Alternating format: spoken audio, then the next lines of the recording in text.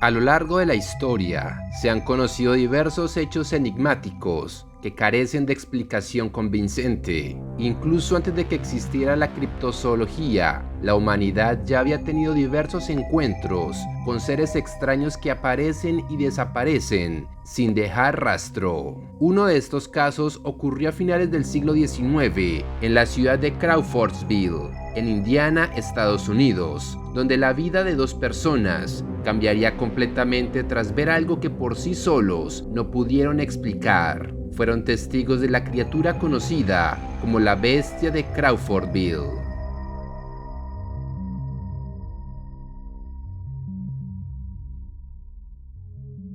El 5 de septiembre de 1891, a las 2 de la madrugada, Marshall McIntyre y Bill Gray se preparaban para su trabajo habitual, repartiendo hielo a varios de sus clientes a lo largo del pueblo. Alistaron sus caballos, los cuales les ayudaban a llevar su producto. Parecía que ese día estaba más frío de lo normal, como si se presagiara que algo fuera de lo común iba a ocurrir. Ambos hombres quedaron sorprendidos cuando vieron una extraña figura en el cielo. Aquello fue tomando forma poco a poco y cada vez era más visible en medio de la oscuridad. Parecía una mortaja, sábana o sudario de color blanco, con movimientos serpenteantes, que se sostenía flotando a unos 90 metros sobre un granero. Parecía que tenía una especie de aletas laterales y además un gran ojo llameante. Esta bestia parecía venir de otro mundo. Los testigos calcularon que aquella desconocida criatura voladora debía medir unos 5.4 metros de largo y 2.4 metros de ancho. Por algunos instantes se escuchó un macabro sonido procedente de la criatura.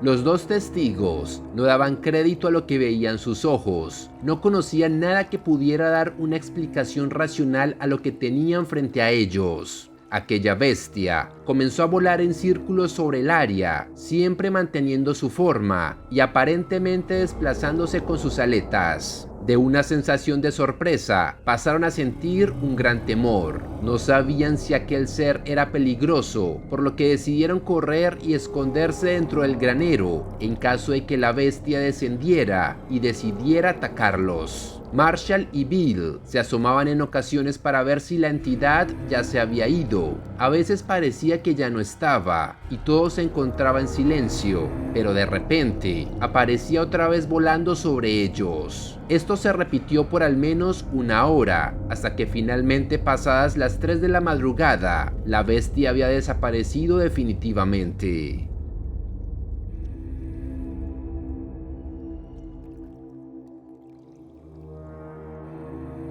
Durante todo el día, Marshall McIntyre y Bill Gray se limitaron a hacer su trabajo y entregar el hielo a lo largo del pueblo, pero no podían apartar de su mente el siniestro recuerdo de aquella masa amorfa flotando sobre ellos. Tomaron la decisión de informar a los diarios al día siguiente. Uno de ellos fue el Crawfordsville Daily Journal, que publicó el 7 de septiembre de 1891 el siguiente artículo.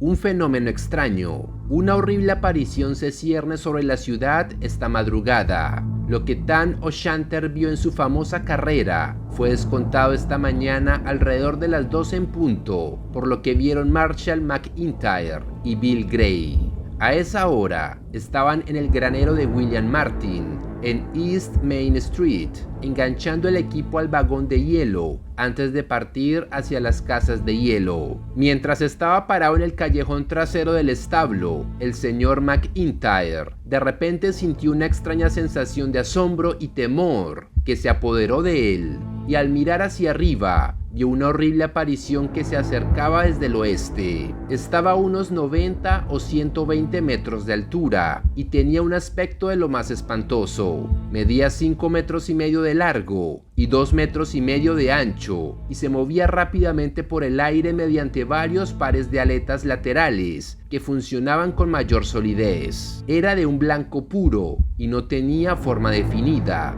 y se parecía un poco a una gran mortaja o sudario blanco provisto de aletas propulsoras. No había cola ni cabeza visibles, pero sí un gran ojo llameante, y una especie de sonido lastimero y sibilante se emitía desde una boca que era invisible. Ondeaba como una bandera al viento a medida que avanzaba, y con frecuencia se retorcía como si sufriera una agonía indescriptible. Cuando estuvo directamente sobre la residencia del señor Martin, comenzó a girar lenta y majestuosamente en un círculo. Estuvo así durante algún tiempo, y los observadores temieron un ataque, por lo que se pusieron a salvo en el refugio del granero. La aparición finalmente voló hacia el este, pero cuando llegó a los límites de la ciudad regresó y comenzó nuevamente a flotar sobre la casa del señor Martin. El señor McIntyre estaba a favor de despertar a la familia, pero su compañero interpuso su objeción, por lo que los hombres lo observaron solos hasta después de las 3, cuando se dirigieron a la casa de hielo, dejando al fantasma o lo que fuera todavía flotando en el aire. Permaneció allí mientras pudieron ver su posición, pero ya no estaba cuando regresaron al amanecer. Ambos estaban muy preocupados por el asunto y con mucha naturalidad lo asociaron con lo sobrenatural. Llevarán un rifle Springfield al granero la próxima vez que vayan, y si la aparición vuelve a aparecer, le perforarán un agujero con una onza de plomo frío.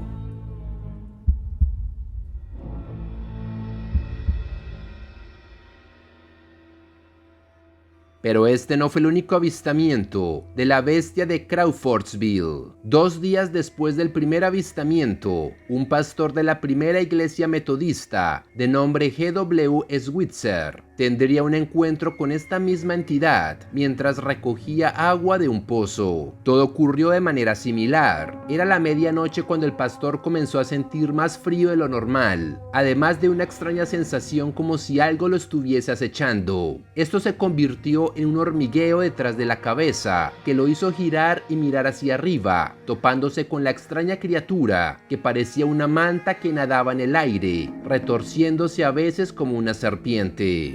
Lleno de temor, llamó a su esposa para asegurarse de que eso no era producto de su imaginación. La mujer también sintió mucho temor cuando vio a la bestia sobre sus cabezas. El ser volaba dando vueltas sobre ellos e incluso en un momento bajó tanto que casi toca el suelo. El pastor aseguró que no era una nube ni nada que él conociera. Aunque su experiencia generó muchas preguntas, otros no le creyeron y lo trataron de ebrio, como se reflejó en un comunicado publicado por el diario Crawfordsville Daily Journal el 9 de septiembre de 1891. Esto era lo que decía: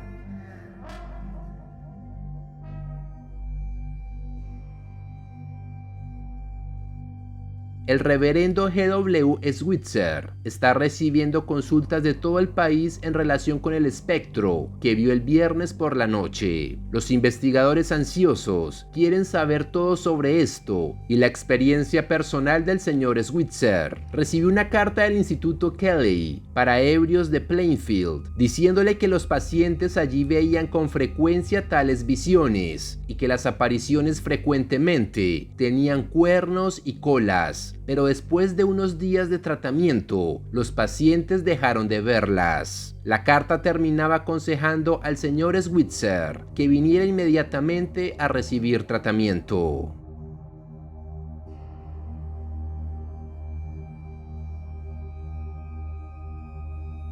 Pese a esto, los diarios siguieron recibiendo múltiples reportes de avistamientos donde describían la misma criatura, una gran masa flotante de color blanco que volaba como retorciéndose en trayectorias circulares y emitiendo un extraño silbido. Pronto, todos los diarios de la región estaban publicando la historia, pero el diario local, Crawfordsville Daily Journal, era el que tenía la mayor información. Sin embargo, el caso comenzó a tener una inclinación hacia el fanatismo religioso, pues muchos consideraban que esta criatura era una señal del fin de los tiempos. El 11 de septiembre de 1891 se publicó el siguiente artículo.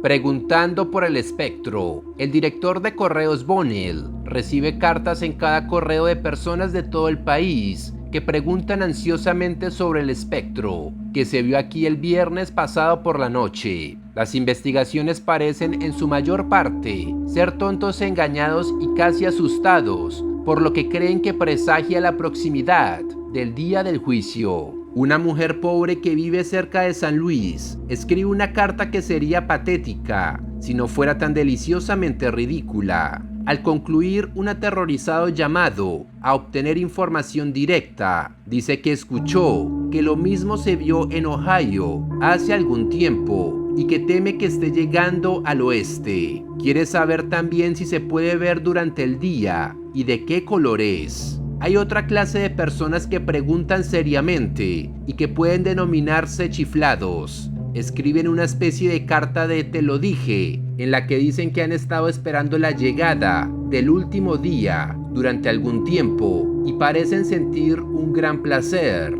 al contemplar su proximidad.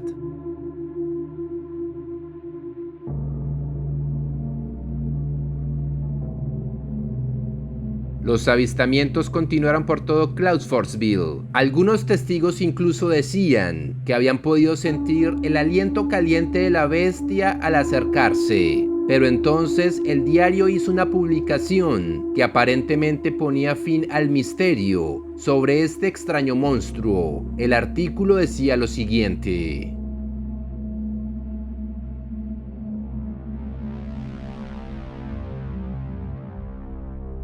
el espectro explicado. La horrible aparición que fue vista por numerosos ciudadanos el viernes por la noche ha sido explicada satisfactoriamente y no resultó ser un espectro. John Hornbeck salió al patio alrededor de la medianoche y vio la horrible aparición mientras se abalanzaba sobre la ciudad. Llamó a Abe Hurley y procedieron a investigar. Siguieron al espectro por la ciudad y finalmente descubrieron que se trataba de una bandada de cientos de killdeers o chorlo gritón. Estos pájaros evidentemente pasan sobre la ciudad y, desconcertados por las luces eléctricas, se habían perdido. Sus penachos y alas blancos daban al rebaño su apariencia fantasmal, y el sonido de la agonía era su grito lastimero y lúgubre. Hornbeck y Hurley estuvieron bastante cerca de ellos una vez, mientras se acercaban al suelo, y estaban seguros de que no se equivocaron.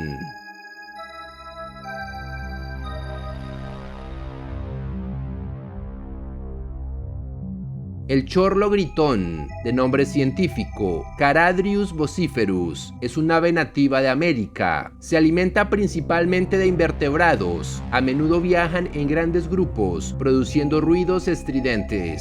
Las bandadas o parvadas de aves suelen ser grupos de pájaros que se mueven de forma homogénea mientras vuelan. A veces, cuando el número de individuos es alto, parece una gigantesca nube que cambia de forma súbitamente e incluso parece que se retorciera. En este caso, es muy posible que la bestia de Crawfordsville fuera una bandada de chorlo gritón.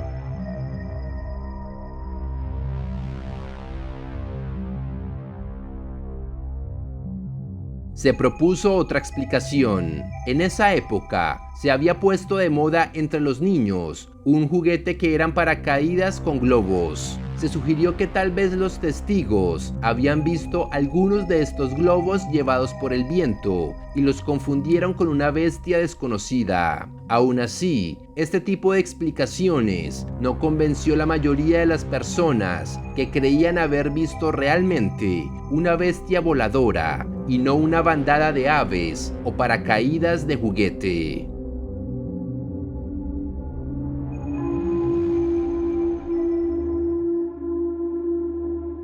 El caso quedó en el olvido por muchas décadas, hasta que el investigador estadounidense de fenómenos anómalos, Charles Hoy Ford, desempolvó el caso en su libro Law, publicado en el año 1931. Allí narró toda la historia, gracias a un artículo publicado por el diario Brooklyn Eagle del 10 de septiembre de 1891. Sin embargo, Charles Hoy Ford se inclinó por la teoría de que lo visto en Crawfordsville había sido una nave de procedencia extraterrestre.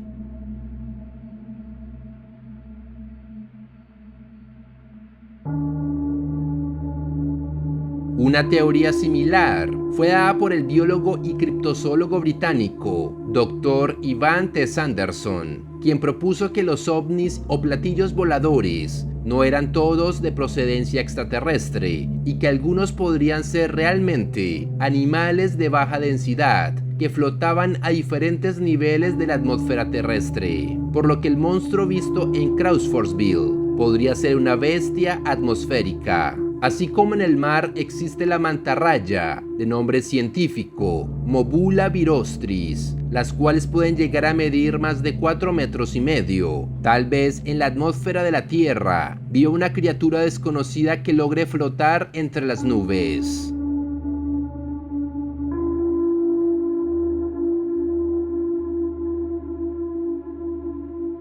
La bestia de Crawfordsville es uno de los casos más antiguos sobre encuentros con misteriosos seres voladores, lo que demuestra que estas criaturas, de ser reales, siempre han acompañado al ser humano. Por el momento, solo podemos especular su procedencia, pero las diferentes teorías no dejan de ser interesantes. ¿Estaremos solo ante una bandada de aves? ¿O sobre nosotros están viviendo criaturas enormes, las cuales desconocemos por completo?